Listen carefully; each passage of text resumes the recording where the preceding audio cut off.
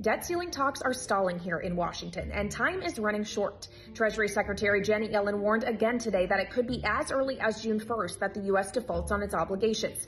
And that's just 8 days away. In that time, not only does a deal need to be reached between Speaker McCarthy, President Biden, and their negotiating teams, that needs to be turned into legislative text, go to the House for 72 hours before a vote, then to the Senate, then to the president's desk, which raises the question of whether there is time, even if a deal is reached in the first place. What happens in the scenario that everyone is trying to avoid?